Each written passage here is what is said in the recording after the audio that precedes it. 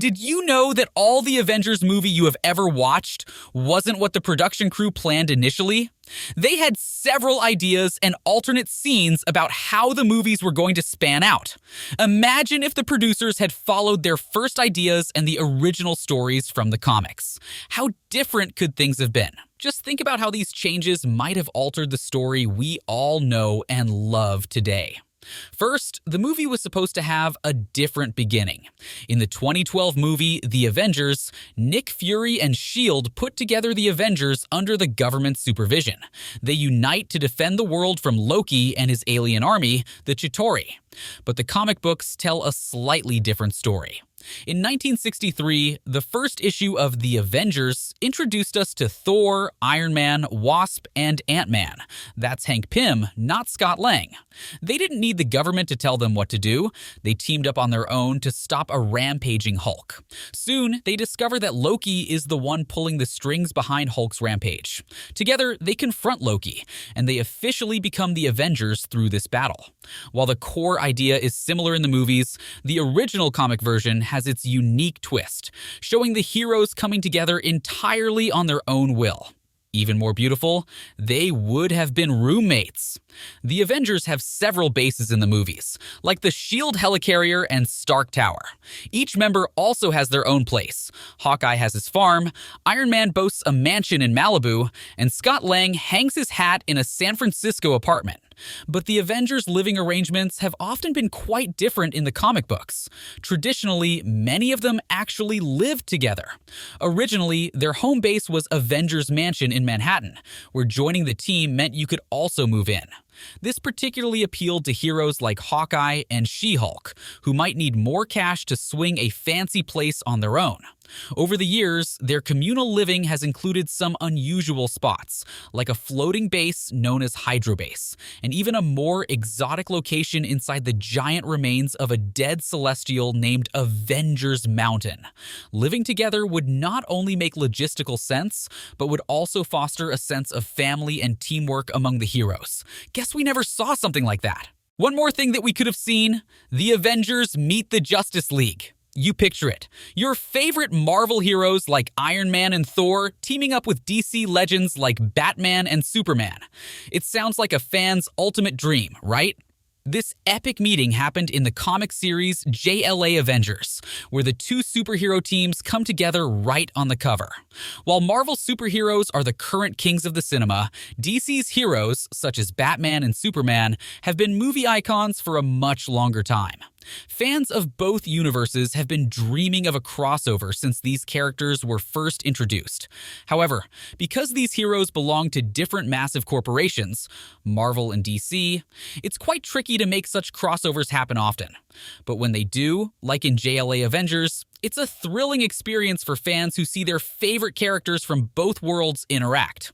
These heroes from different universes would team up to save their own worlds and the entire multiverse. But it wasn't just that.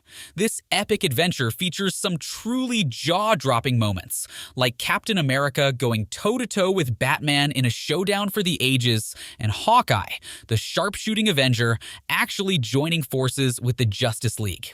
It would have been a fan's dream come true. Sadly, it never really did. Only some of the tweaks had to do with the general idea of the first movie and the comics. Some had to do with the later movies like Age of Ultron. In Age of Ultron, some ideas got left on the cutting room floor that could have really shaken things up. Did you know we almost got to see a Giant Ultron? Yes, that's right, a massive robot villain towering over the Avengers. In most of the Avengers films, the enemies are usually around the same size as our heroes, except for Thanos in Infinity War.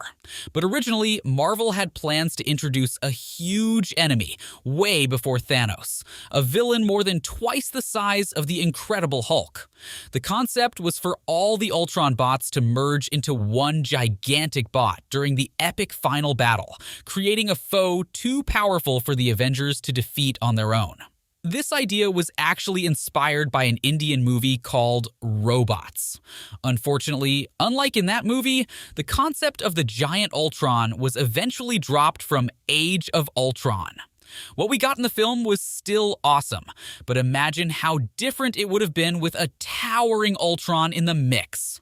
Speaking about entering the mix, we all know how Vision joined the team.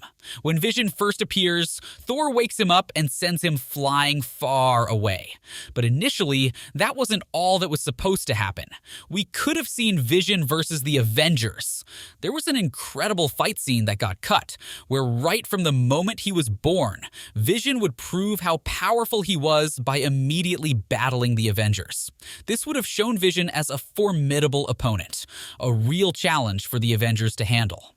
They would have struggled to subdue him until they all realized they were actually on the same side. Given that Vision didn't get as much spotlight in Infinity War, keeping this fight scene in Age of Ultron could have given us a deeper look at his capabilities and character. While this scene might not have changed the overall plot much, it definitely would have added an exciting twist, seeing our heroes square off against each other before joining forces. Speaking about forces, the Thanos we saw in the Infinity War was a force to fear, but the character could have been different, which would have changed how things played out. Originally, Josh Brolin wanted to avoid playing the role of Thanos because superhero movies weren't really his thing. However, during the filming of Everest in 2015, he started exploring more about Thanos and found the character fascinating. Brolin described Thanos as complex and layered, which piqued his interest. This curiosity led him to do several screen tests with the Russo brothers directing the movies. Impressed by the depth of the character and the director's vision for the films, Brolin embraced the role. He officially signed on to portray the powerful villain in both Avengers Infinity War and Avengers Endgame, marking a significant turn in his acting career. But it could have been someone else. Who would fit the character? Let's see who you choose. We could also have seen something on Thanos as narrator. In an exciting twist shared during a Q&A session, the producers revealed that there was an early version of the film where Thanos himself would have been the narrator. This draft would have given audiences a deeper look into Thanos' henchmen, the Black Order, by providing more of their background stories, something we never got to see. This concept required a lot more detail, so the script shot up to a whopping 250 pages. Realizing the length was far too extensive for a typical movie, which generally has a script of around 120 pages, the producers decided to set aside this idea. But we've been left thinking, what could have been if Thanos was the narrator? We may find out someday. Another interesting concept was introducing a young character named Richard Rider, who would have been the lone survivor of Xandar's destruction. In this storyline, Rider, instead of the Hulk, would have escaped to Earth to alert the heroes about Thanos' impending threat.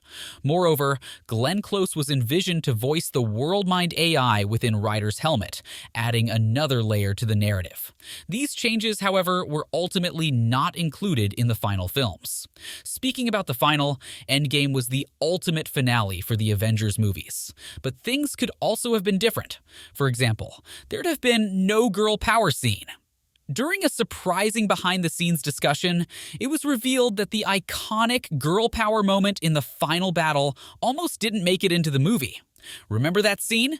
It's the one where 9 female superheroes, including the newly minted Iron Woman, come together to help a mighty superhero, Captain Marvel, move the Infinity Gauntlet across the battlefield.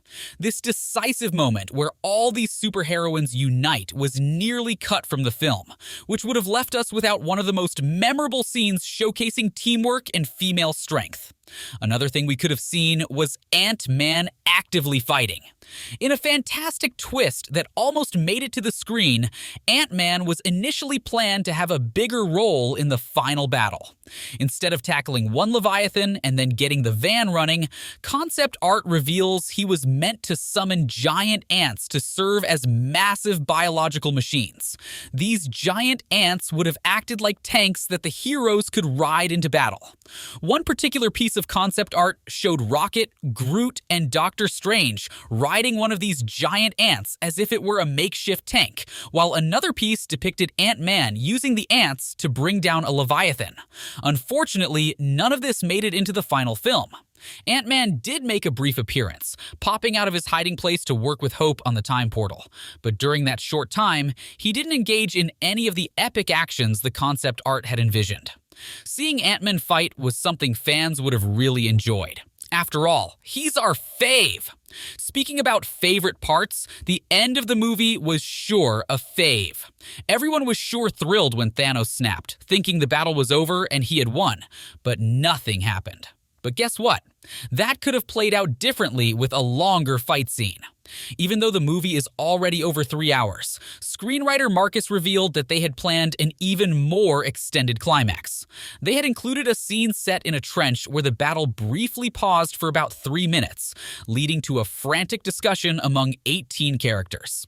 In the end, it seems cutting this part was for the best, keeping the battle intense and focused rather than bogged down by an unnatural and disjointed dialogue.